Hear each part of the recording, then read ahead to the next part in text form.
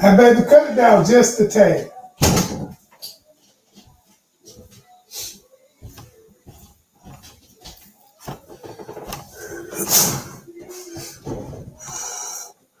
Um,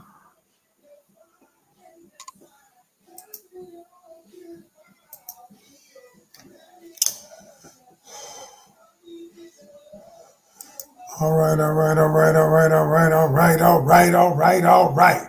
Let's get it, let's get it. Let me get some music. What I want to hear? What kind of music do I want to hear?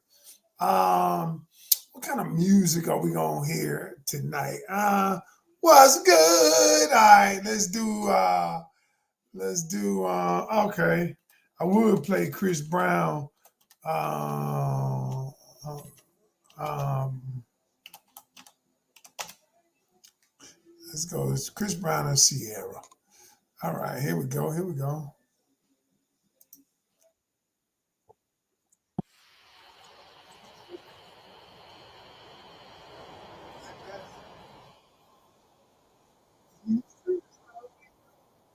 What's up? What's up? What's up? I got something good for y'all tonight.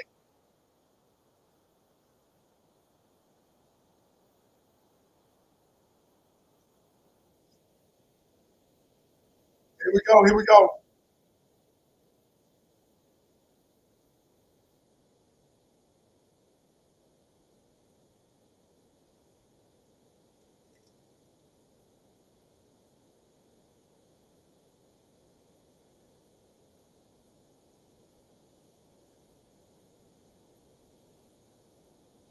Thank you so much. I appreciate you.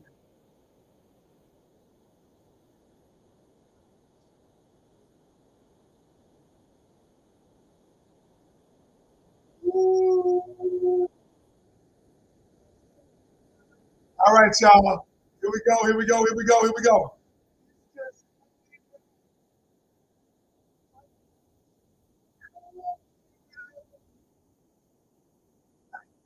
All right, welcome, welcome, welcome. Yo, hey, listen, I don't get a chance to do these lives as often as I would like to. Yes, I'm still on caught in the act. Yes, absolutely. Um, but all right. So look, tonight, let's talk. Let's talk. Let's talk. Invite your friends because I got a topic tonight that I want to talk about. And okay, so here's the time. I did this last night in my relationship academy. On Sunday evenings, we do a round table where people just ask me all kinds of questions. And so one question came up about somebody said, should I spin the block with my ex? Meaning, for those of you who don't know the hip language, the new modern language, that means should I get back with my ex? Should I go back? Should I revisit? And I broke it down whether or not you should go back. Now, sometimes you should, but sometimes you shouldn't. So tonight, I'm going to break down, as I always do, I'm going to break it down in a way that you will understand. Now, some of y'all are saying, hell no, I ain't going back to my ex. I don't really give a damn what happens. And for those people, I understand it. I get it. I get it. But for those of you who consider not just, somebody from your past, if you consider if you consider anybody from your past, you need to consider this. Whether you're a guy considering a lady from your past, whether you're a lady considering a guy from your past, or whether you are a lady considering a lady from your past, the person or a guy considering a guy from the past. It doesn't matter to me. Whatever it is, I don't know. But we'll talk about that in a minute. But as I always do about this time before I get started, I want to make sure that I know who you are. So let me know where you calling from, what's your name, and where you calling from, and then I want to properly acknowledge you if I can, and because you could be anywhere in the world, but you are here with the doctor tonight. The doctor, aka Coach Ken, aka the professor, aka the smartest in the room. My wife tells me that I'm somewhat arrogant, but I'm not arrogant. I'm just confident. But let's go. Let's go. We got Queen from Milwaukee in the building. Is that Denida? Denida? I want to pronounce it right. She from the A in the building. Adwana from Maryland in the building. Debbie from Houston in the building. Oh, thank you, Mary. Love me on Facebook. Appreciate you. Nicole and NYC in the building. Charlotte from Texas. Tam from Illinois in the building. Char from Detroit in the building. What's that? Kenisha from Cleveland. I think I'm pronouncing. I could be messing up. I'm sorry. Forgive me if I am. Sandra from Dallas, Texas. Beautiful Butterfly from Raleigh, North Carolina. Art Terry from the Bronx. Cheryl from Greensboro, North Carolina. My home where I'm located at. Cam from Houston in the building. What's that? Gemini from Maryland. That's Marlene from Philadelphia. All right, in the building. Stacy from Ohio in the building. Quasine from Little Rock in the building. Cheryl from sunny Central California. I should throw a little Tupac. California. What's that? We got somebody from Little Rock, Olympia from Little Rock, Arkansas in the building. Miss Low Key from Dallas, Texas in the building. St. Vincent in the building. Yo, we from everywhere tonight, y'all. I am super. Is that Tamara or Tamara from Houston? I'm not sure, but I hope I got it right. Please forgive me. Then Zella from DC in the building. All right. Apple, Queens, New York City. Apple, what's good? Linda from Boston, Massachusetts. Yes. Sheila from Waco, Texas in the building. I'm excited to be with y'all tonight. I'm so excited to be with y'all tonight. All right. I said Tamara was the second one, I think. I don't know. Thank you, Tamara. I got it right the second go around. All right. Yes, Tamara. Yes, Tamara in the building. All right, y'all. So look. Tonight, we're going to talk a little bit. We won't talk long because I had a client that took me over. Supposed to be on at 8, but when my clients call, hey, we got to solve problems. Real life happens. It ain't on a time frame. And so the reason I'm so great at what I do is because when you get in my sphere of it, you got me. Once you're one of my clients, you can call me at any time. Everything else has to be on hold. And so we're going to do that. But we getting it in anyway. So tonight, get your pens, your pencils, get your notes out, because we're going to talk about how do you know if you should go back to an ex or revisit a relationship. Now, I want to ask you a question.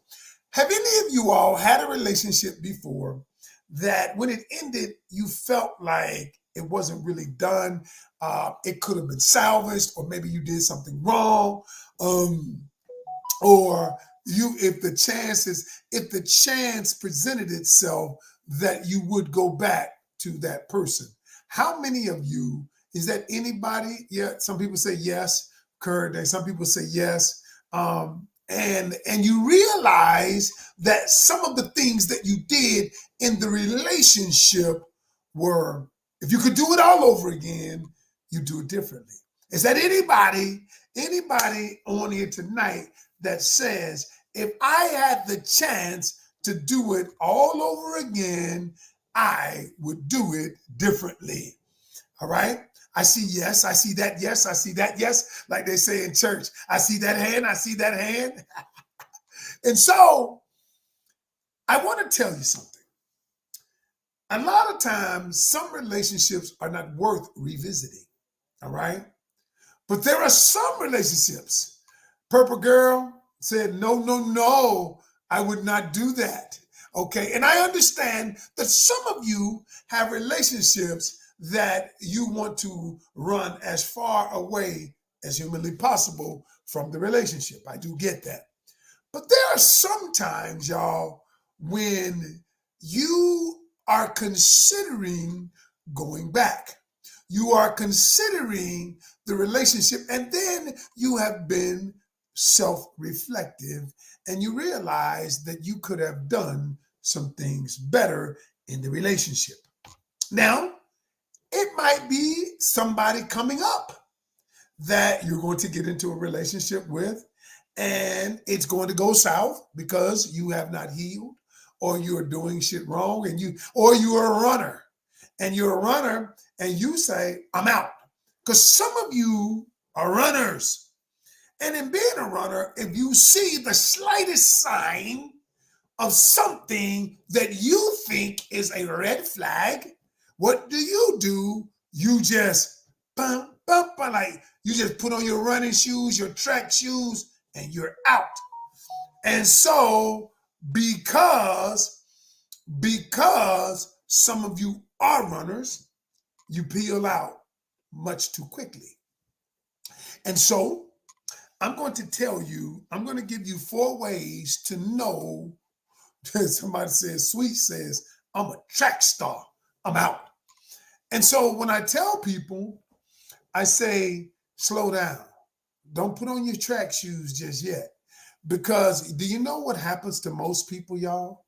We're in a society, overwhelmed with social media, overwhelmed with these platforms, overwhelmed with all these content creators out here. And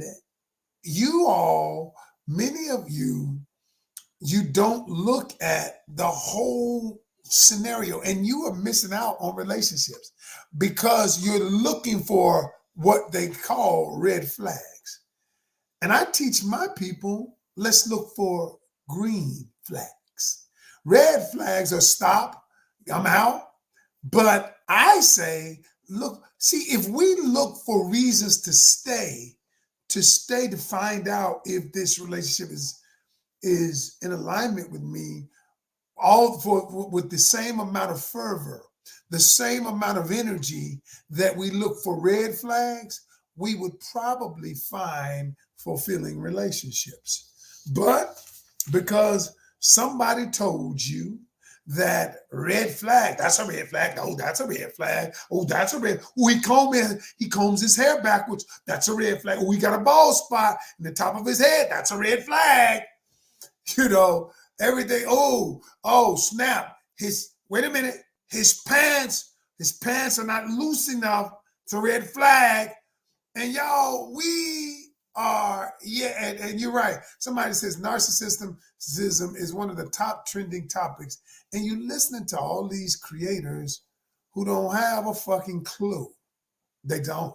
They just make money because they get views. And so my job, as I see it, because I coach people in real life, y'all, I get the results in real life. In real life. I have clients in real life whose lives are changed. I'm going to come at you from a different perspective. I'm going to tell you, because I believe in love. I believe in relationships. I am not a content creator who wants to divide people. I don't even want to mention no names. I don't want to give them energy. I don't want to debate. I don't want to debate them. I don't want to do none of that shit. I just want to help people get healed, get in relationships, have a great relationships. I only have 2 goals: help people get together and stay together. That's it. The rest of that shit doesn't even matter to me. Yes, and that is why, y'all, and that is why I'm growing. I'm growing at a rapid rate. That is why because my tribe, there are some people out there, y'all, who are bitter. It's okay to be bitter for a short period of time, because that's a natural emotion. But it ain't okay to linger in bitterness. It's not okay to languish in it, where it becomes a part of your energetic being. And if it becomes a part of your energetic being, then you become a part of it. And you will never ever get the very thing that you desire because of that. Okay? And so what I will say to you is, you know what? Stop it, y'all. And so what we're going to do. So this is what we're going to do. I'm going to give you the 4 things or the 4 ways to decide if you should spin the block with your ex or an ex. Okay, here we go. Number 1. Okay, number 1, the first thing you must do before you go back to an ex, you must ask yourself the first question. And when I say ask, you're going to ask your subconscious mind. You're going to look in the mirror and you're going to ask yourself, and watch this, y'all, this is powerful. You're going to ask yourself, tell me, subconscious mind, why I'm going back. Why am I even considering going back? Now, watch what I'm going to tell you. See, a lot of times we ask our conscious mind, conscious thoughts are thoughts that you are aware of. You are aware that you are on a live with Coach Ken, okay? You are on the live with Coach Ken, but that only controls 10% of your reality. The truth is your subconscious mind controls 90% of your reality. Now, you might say, Coach, what is my subconscious mind? Well, some of you have heard the term, but you don't really understand it. Think of your subconscious mind like as though it's a computer that you operate off of. It is the thing that your subconscious mind is where all of your thoughts, your emotions, your experiences, your beliefs, all of those things reside. Your subconscious mind is kind of like the program that you operate off of. And so I'll give you a powerful analogy of how the subconscious mind works. A powerful analogy. All right. And so here's how it works. Have you ever driven somewhere? And when you drove there, you had a whole bunch of things on your mind, but you don't really know how you got there. But you knew, turn right here, turn left here. And all you know is you ended up in the parking lot of your workplace. Y'all know what I'm talking about, because have you ever done something? You drove and then you had all of these things going on in your subconscious. Right, you have. Now, what your subconscious is because you have driven this route so many times, it has been, your subconscious mind understands. It doesn't bother your conscious mind with it. It just directs your path. You stop here, you make a right here. Now, why is that important? Because when you ask the first question, why am I coming back?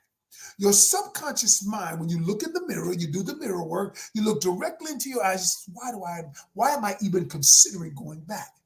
And then what's going to happen is you're going to find out that some of you might go back out of guilt. And it's going to come to you. Some of you are going to go back out of familiarity. Some of you are going to go back because the dick was good, okay? And some of you are going to, and so what happens is until you ask the question, those questions, that question, and then you're going to ask the question, is this person, is me going back in alignment with who I desire to be? Whoa, that's the first part. Ooh, coach, we just getting started. We just getting started, but we ain't gonna be that long tonight. We won't be that long. But that's the first thing. Because you know what? When your conscious mind may not answer it truthfully.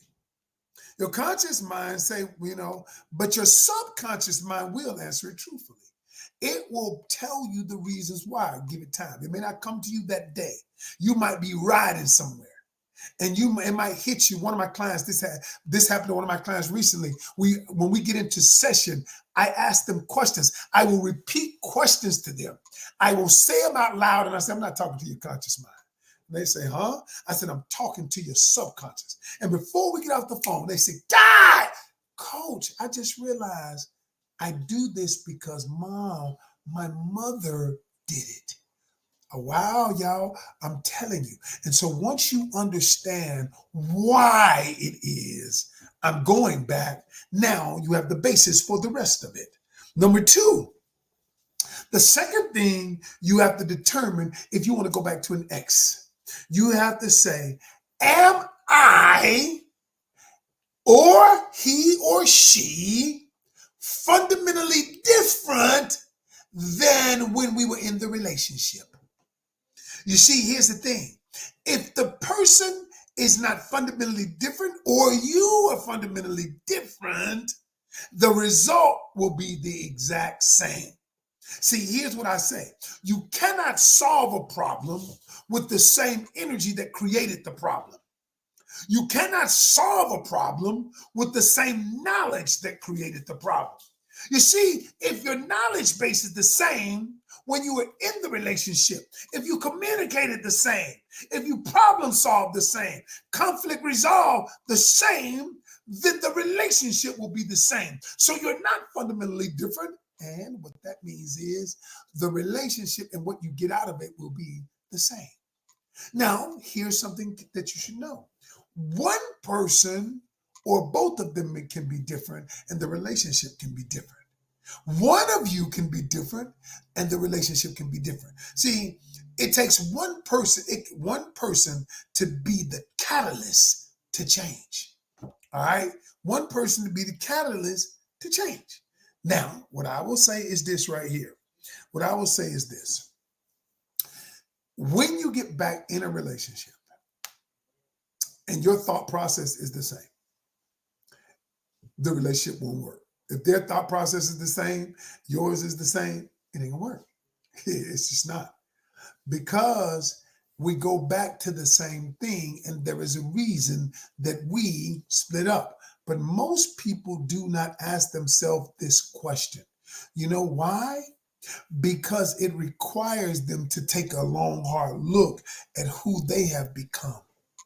And a lot of times, y'all, we don't want to look at who we have become. Okay? And I'm just saying. And number three, the third reason you should go back or should not is if the person or you, both of you, now this is both of you, are willing to self-reflect on how you ended up here. A lot of times people get together, but they don't really want to talk about what happened. They don't really want to talk about why it happened. Because you know why? Because they think that that's going to bring up an argument. They think that it's going to rehash the old arguments. But what I tell people is, no.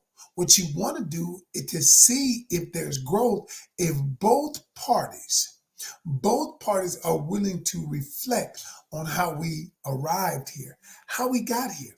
And the reason why that is important is because if you are willing to reflect on how we got here, that means that your self-awareness has expanded. You see, many people are not self-aware. They are not aware of who they are and who they have become. They're not aware of how they're not emotionally intelligent, aware of how their emotions, their anger, their bitterness has affected the relationship. They're not aware of that. And because they're not aware of it, and the only way you become aware of this is to self-reflect on it. If you're not willing to self-reflect on it, you cannot become aware of it. Ooh, wee, that's deep. That's deep, Ken. That's deep, coach. And so what I tell people is this, listen, if you're avoiding, even with myself, my wife and I, we have this thing. We do what we call a relationship diagnostic. We do them once or twice a year. So now and let me tell you what the relationship diagnostic is. The relationship diagnostic is, think of it like your car. You know how your car, when the red light come on, the check engine light come on, and you take it to the mechanic. And some of y'all, you know, the red check engine light has come on and you have not taken it. And you just like, well, I ain't got the money. I don't know what it's going to be. I ain't got the money. I'm going to just keep driving it until the car breaks down. Now, when it breaks down, you're upset because it's going to cost you more. And see, that's how the relationships are. We ignore, the check engine light. And so what my wife and I did was once a year when we go on vacation, we have these relationship diagnostics. And we have a formula for them. And we put it in our book. And I was like, wow.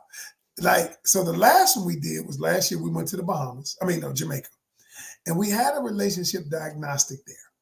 And my wife, and the way we do it, we talk about what we've done well in the relationship.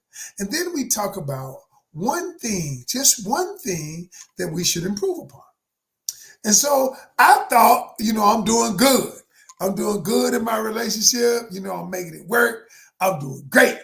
So my wife brings up the fact that she said, sometimes I feel like you work too late, and I love it when you help your clients, but I feel like sometimes you work too late and I might want you to watch a movie with me. And I'm thinking to myself, wow, in my mind, I was thinking, wow, I was kind of hot because I thought I had done well. But you know what? Know what I did? I said, you know what? You're right. I'm going to change that. And that's why y'all don't see me going live as much as I used to. Is because I have decided based on what her feedback was, I cannot do it this way. And so she told me not too long ago I'm doing good. And so that's all I'm saying. All I'm saying. Now, Rika says this, is that Rika? She says, I tried the same diagnostic, but if the person don't know how to communicate, it's just not going to work. Well, I'm going to be honest with you, Rika. I'll be honest with you. Is it Rika? I'm not sure. But I imagine that if that person doesn't know how to communicate, I imagine you probably don't either. And I'm not trying to throw shade on you, but what happens is 98% of the people who I work with think they communicate well, but they don't. And I'll prove it to you. Let me prove it to you. Can you tell me how y'all can answer this question? Have you ever not said something to someone because you either were afraid of what they were going to say or feel, or you didn't know the words to say? And if you've answered yes to that, the answer is you're probably not as good a communicator as you think you are. And the reason why somebody says tried it, didn't work, you know why it didn't work? Because you all don't have a culture of communication. That's why. See, we've established a culture of communication, and there's a way you do it prior to doing the relationship diagnostic. If you just throw it on somebody, that's not a relationship diagnostic.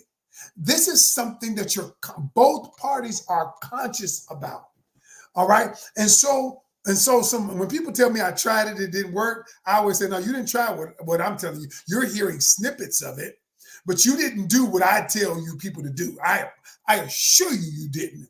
Because if you had tried it, my people in my academy, if you were in my academy, the one thing, I'm petty like this. I'm petty as hell. When I do something and I tell them something and it works, I always say what? It what? It worked. And I say it again. I'm petty like that. You know why? Because most people don't want to do it the right way. Most people say they did it and they absolve themselves of doing it the right way because they don't really know how to do it, right? And so when I tell you something, it works. But most people don't know how to do it, but they'll tell me that it worked. It didn't work because they don't know how to do it. And all I'm saying is, if you don't know how to do something, get the knowledge. And some people don't communicate. Listen to me. And some people are writing down, people shut down. Yes, they shut down. But it could be because of the way you're communicating. It could be because of the way you're communicating.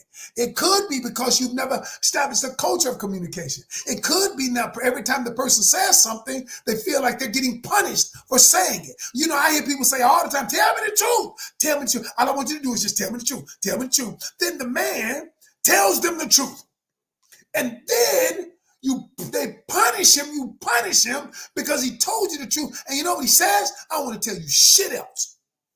I don't want to tell you the truth. And so what I'm saying is you must facilitate the environment. And somebody says, Mary said, I just say it straight up. Well, you probably do say it straight up. And I imagine how the other person who hears that, do they see it as aggressive? Do they see it as masculine? Do they see it as combative? No. All I'm saying is, y'all, if your communication style ain't working, then you got to get some help. Or maybe you don't. Maybe you say, I don't give a fuck. I'll just keep doing it the way I'm doing it. Well, if you keep doing it the way you're doing it, you're going to keep getting the results you're going to keep getting. That's true. And in my academy, I got it. I like to mention my academy because I literally see people's lives changing. I literally see them in relationships. Getting in relationships, I literally see people's marriage are being restored because they don't adopt that philosophy that some of you have. That some of you have. And, if you want to get into my academy, go to therelationshipacademy.co. Therelationshipacademy.co. Look, join it. And then you got access to me and other coaches. And so all I'm saying is, y'all, I just, I'm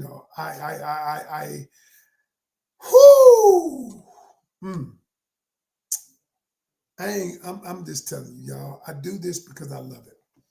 But I'm going to tell y'all something. A lot of people won't change, but they don't want to make change. A lot of people want to feel different, but they don't want to be different. Woo-wee. Cheryl says it's worth every minute. Thank you, Cheryl. Cheryl's in my academy. Worth every minute. Thank you, Cheryl. And I see people like Cheryl whose lives are changing. If you want to keep getting what you're getting, keep doing it. I'm not selling shit. I ain't telling you to try to get in my stuff. You ain't got to. You don't have to. Because a lot of people, I don't want the energy. I want the energy of people who want to change. People who want to be better. People who want to attract different things in their lives. You know what? And if that's not you, cool. That's cool.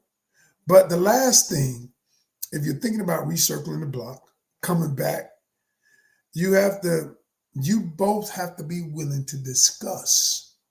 You have to be willing to discuss what you both see the relationship becoming. If the person is not willing to talk about the future and what we can become, and they're just saying, well, I just see it, let's take it one day at a time. I get that part too. But if they're not willing to talk about where we're going, what can we become together? If we're willing to self-reflect, become self-aware, if we're willing to become fundamentally different, what are we willing? If they're not willing to talk about that, then don't circle the block. Don't spin the block, as they say. You know what, Mary? It is hard to trust. A lot of things, it's hard. I get it. Hell, I don't know if you got any children. It's hard to bear children, but we do it. Everything is hard till it ain't. You know what? One of the things you will never hear me say, relationships are hard. My relationship ain't hard. It's not hard. I love my relationship. It's not. I don't even use that energy. I don't even use that term. Is it work? Yes. I said, you know what? My wife and I rarely have arguments. And if y'all watch our podcast, y'all know we real. We tell the truth on it. And the thing is, if you think about it from this perspective, disagreements are inevitable. Arguments are optional. Wow, coach. Disagreements are inevitable, but arguments are optional. My wife and I rarely argue, but there was a time 16 years ago when we were headed for divorce court. We couldn't communicate well. She ain't like me and I ain't like her. But now we laugh, we laugh, we cry together. It's amazing. And listen, y'all, I don't live in a world of utopia. I don't live in that world, but you can have a great relationship. You can love your partner and they can love you. You know what I'm saying? And so I would give my life for her. And I'm just going to tell y'all this. The thing is she would do the same. And so I'm gonna tell y'all this. For those of you who want to learn, all right. If you want to learn, go look at my relationship academy. Here's how it works. For those of you who are interested in it, here's how it works. We meet 3 days a week. You don't every class is recorded. And then we talk about everything we do. We do Wednesday nights. I teach a live class in there. We do Fridays. I bring in a guest coach, and we do Sundays roundtable where we just answer. I answer any question. Sunday is like we just get loose. I forgot to bring my Modelo yesterday, but we get loose and we answer questions. And then y'all, you got access to everything I've ever recorded. Everything is recorded. You got thousands of hours in our library. When you sign up, you join our platform called School. And in the back office, I got stuff on everything from communication to uh, anything you need. I got it. I've done hours of videos, and all of it's in the academy. And look, I'm going to help people who want to get help. Now, everybody don't want help. And so if you want to just keep listening to the lives that might come on, I think this week I'm going to do more lives because I don't have a prior obligation. So this week I got a little time. So we're gonna do a couple of lives this week. But if y'all are interested in my academy, the relationshipacademy.co, you can pay to join. It's $97 a month, and it's worth every penny. Think about it. I'm gonna say something. You get access to me, right? If you were to hire me, personal client, I'm not even gonna say the figure, but yeah. All right. For those of y'all who want it, just get it. All right. All right. So that's what it is. Somebody. Now, unfortunately, I do not take insurance, but I do take credit card, cash app. We take everything. We don't take Apple Pay yet. I think we're gonna look into Apple Pay. We're gonna look at Apple Pay. We don't take Apple Pay, but other than that, we take every other thing you can imagine. All right. And I got some great coaches in there, like Coach Rose. I bring some other coaches in. We do it together, and y'all, it's amazing. The energy of my people. I love my people though. They are just amazing. I love them. I love y'all listening. I appreciate y'all for just being who you are, for allowing me to be me. I'm rough around the edges sometimes, and I might say some things, that y'all just let me be me. But I appreciate y'all. And now that is all tonight. I appreciate you all for joining me tonight. And look, y'all just keep it cracking. And listen, every journey starts with one step. Take yours today. Peace.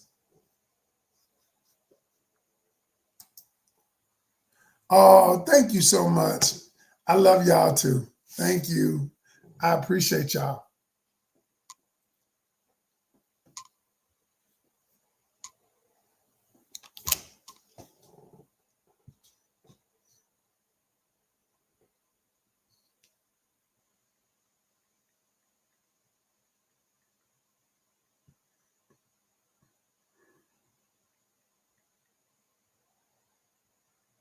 Hey, Nat, I thought you were going to make it.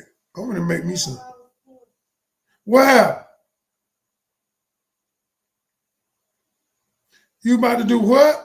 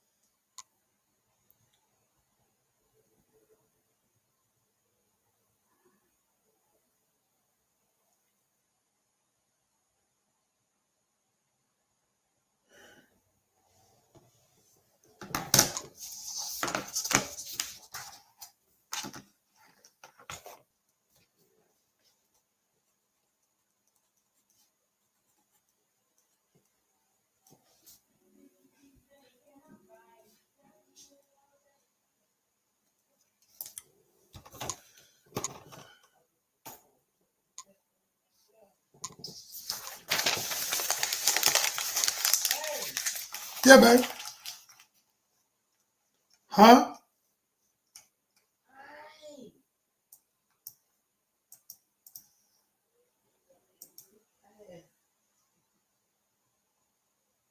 Me and my damn aunt laughing. She's like, I always, when I need a laugh, I'm going to call you.